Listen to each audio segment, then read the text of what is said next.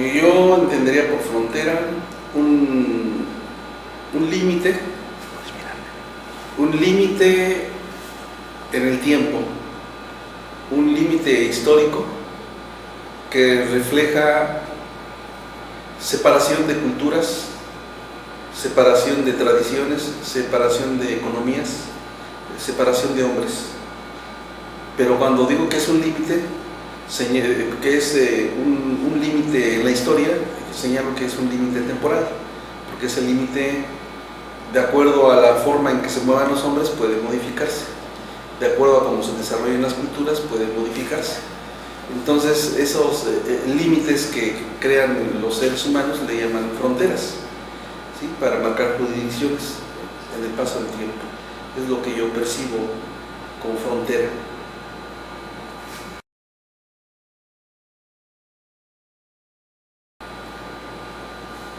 No, creo que no existe un mundo sin fronteras.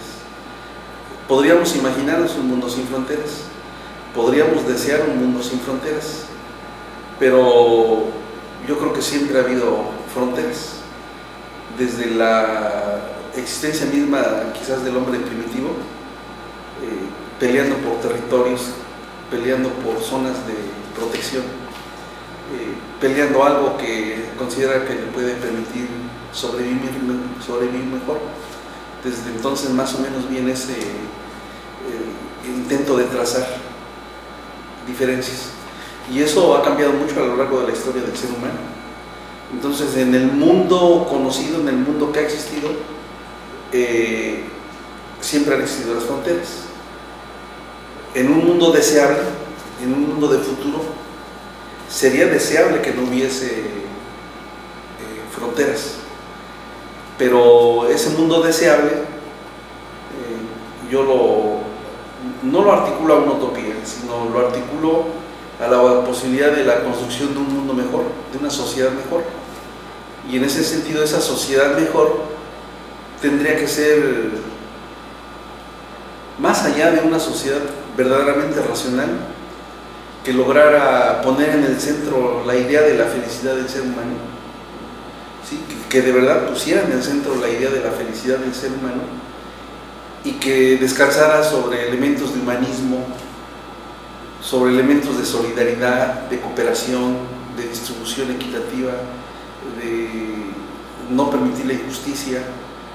Entonces, ese mundo deseable de futuro, creo que tendría que construirse.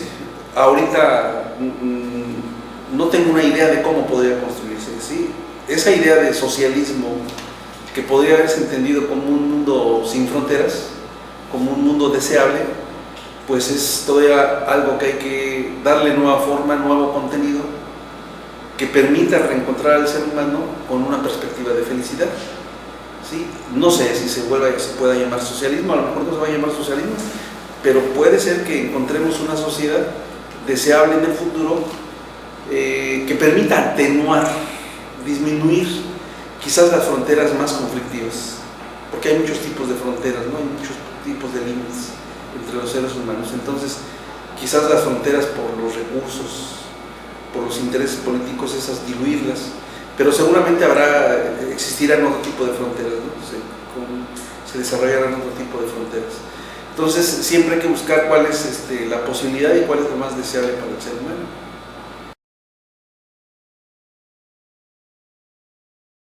Sí, yo creo que las fronteras más visibles en la época moderna son las que trazan los estados, ¿sí? Esas son jurisdiccionales, son políticas, son culturales. Se supone que en los estados nacionales predomina el sentido de la igualdad, que esa es la característica de la sociedad moderna. La sociedad moderna nos diferenciamos del pasado porque existe el sentido de la igualdad. Pero en este sentido de la igualdad, sí hay fronteras internas, no solamente frente a los que hablan otro idioma o a los que tienen otra cultura, sino internamente sí hay fronteras. Ha existido fronteras.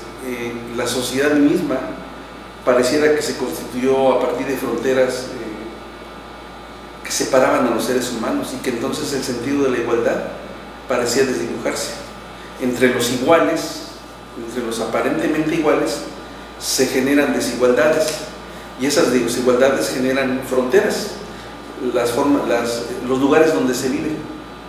Los lugares donde se vive, jurídicamente en la Ciudad de México podemos decir, pues la Ciudad de México, todos los seres humanos somos iguales, todos los que estamos ahí, los que habitamos la ciudad, pero hay fronteras internas aún en la ciudad a partir del lugar donde se vive. Claro, una cosa es vivir en una zona de alta concentración económica y una zona popular. Sí hay una diferencia y ahí hay una frontera que se encargan de reproducir, desafortunadamente no tanto los que poseen los recursos, sino también la gente que está en las zonas marginadas, reproduce también esas fronteras invisibles. Sí los llega a reproducir como un acto de subordinación. Esa es tan solo un tipo de frontera invisible. Las otras fronteras invisibles que existían en el país se relacionaban mucho con lo étnico, ¿no? Lo indígena. Sí, formalmente somos iguales, pero peyorativamente, si alguien tiene más rasgos indígenas o conserva elementos indígenas, de alguna manera es más despreciado, sí, es más, se intenta dejarlo de lado. Entonces, esas fronteras invisibles sí existen en México, existen esas, y se reproducen y surgen y pareciera que desaparecen, pero se vuelven a recrear otras, así van surgiendo.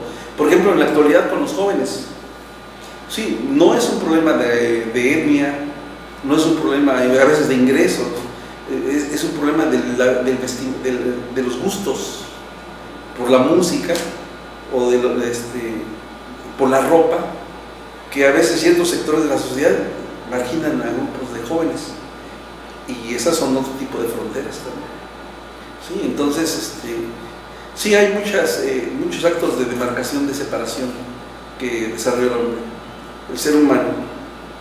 Hay que intentar integrar, pero también es cierto que al mismo tiempo se generan procesos de exclusión. Entonces estos dos procesos hay que ver cuál es el que se impone. Y el que se impone, porque para que mantenga la unidad nacional, pues es el de la integración. Pero aún así, sí se generan procesos de exclusión.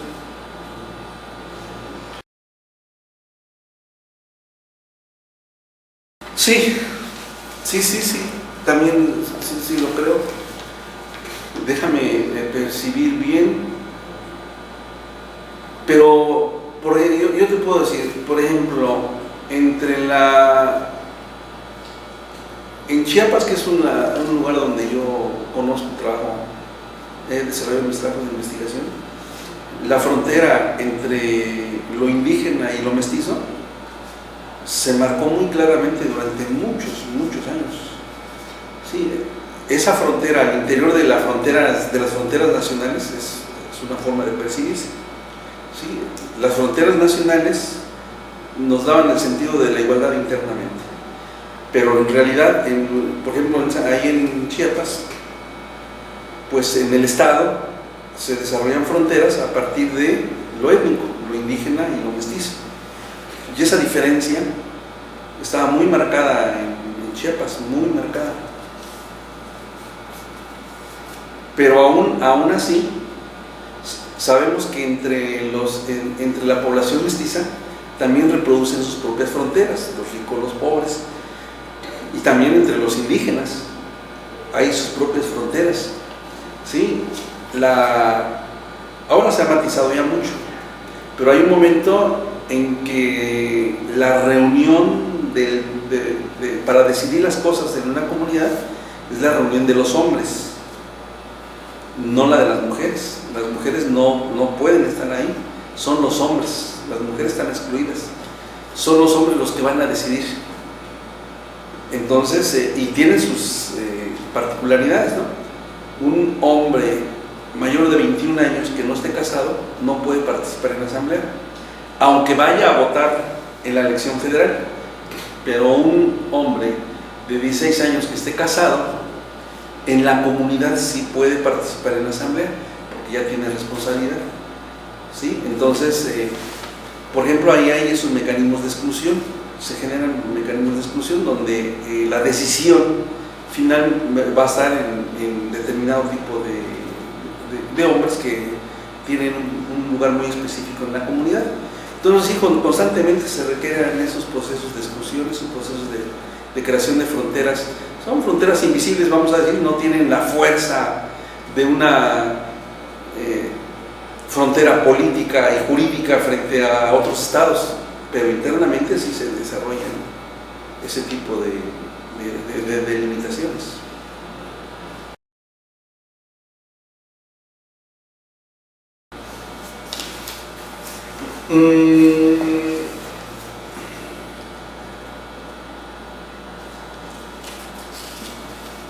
Sí y no en algunas circunstancias, vamos a decir.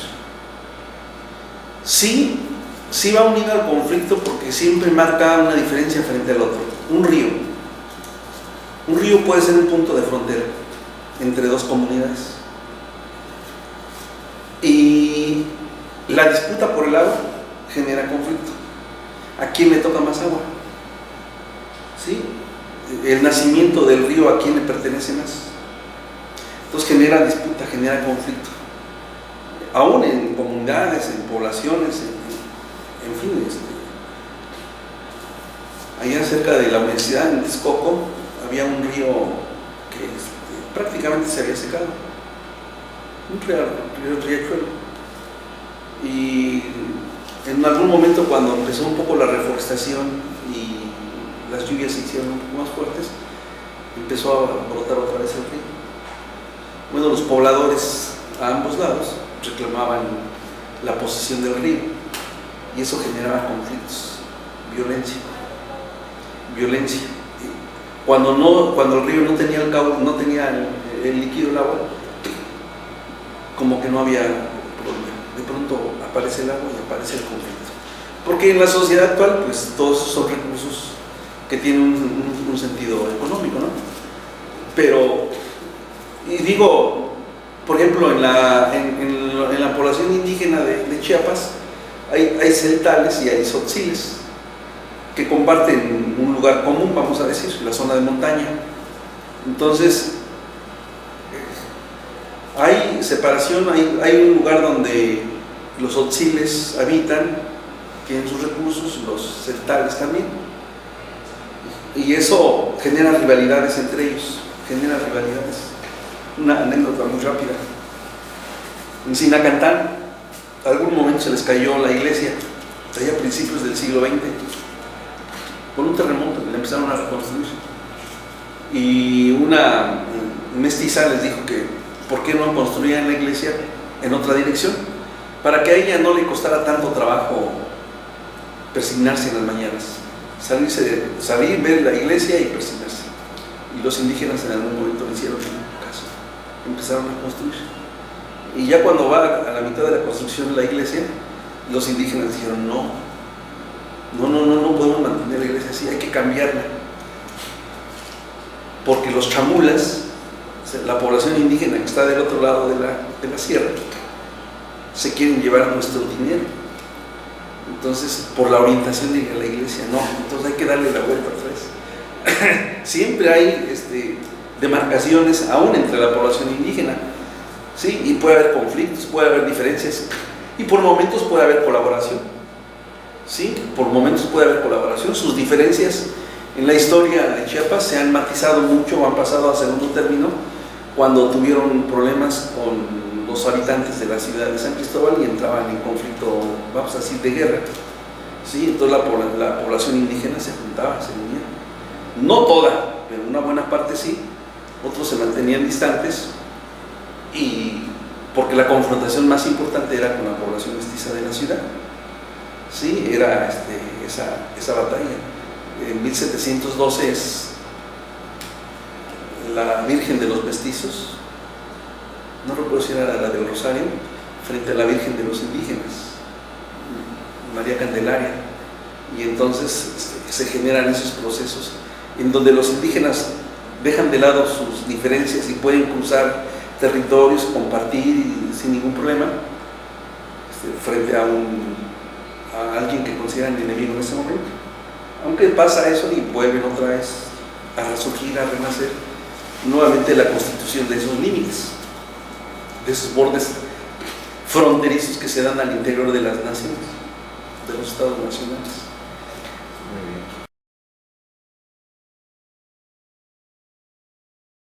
De disminuir la tensión de los conflictos, pues será modificando la lógica de economía que está presente en todos los estados nacionales.